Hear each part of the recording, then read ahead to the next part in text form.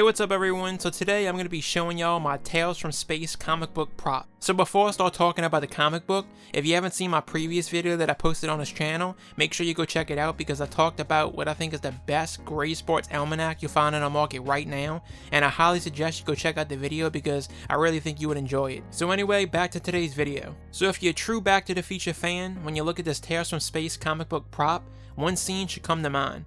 And that's when Marty crashed the DeLorean in the old man Peabody's barn. The whole family woke up to the commotion and they came running outside to check it out. When he finally reached the barn to take a look, he heard a mom asking, "What is it?" And the dad replies, "It looks like an airplane without wings." Then the kid replies back, "That ain't no airplane, look." Then he showed a comic book which resembles Marty in a radiation suit. Alright, so now I'm going to give y'all a few close-ups of this Tales from Space comic book, and then I'm going to tell y'all a little more about this book.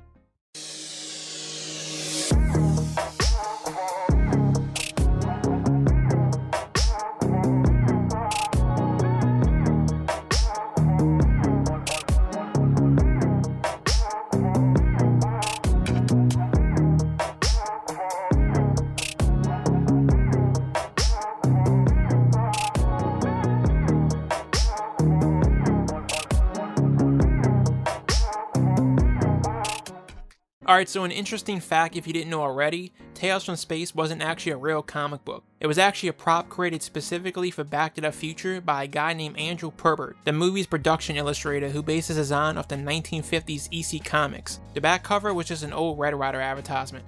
So what they did was they only printed the front and back cover, and then they took the cover and glued it to an existing comic book for filming. And the actual comic book inside the prop cover was Secrets of Sinister House, Volume 3, Number 9, February 1973. Alright, so as far as the front of the comic book, just like with the almanac I showed y'all in my previous video, Karl completely redrew the front cover as well, but I'm actually read something on Karl's Etsy page that goes into more detail about the front cover. Alright, so he starts off by saying, "The front cover has been completely redrawn using Illustrator and Photoshop in order to achieve flawless color of a vectorial image. By using a special technique which imitates gouache, markers, and coloring pencils, I was able to replicate the original work of Probert. The result is astonishing. Bright colors that are faithful to the original without pixelation, as we often find in scanned copies available online." As far as the interior of the comic book, basically Karl just took a high definition scan of the comic book Secrets of Sinister House, and Karl actually owns an original copy of this comic book as well. He just adjusted the colors in order to make it less dull when printed on gloss paper.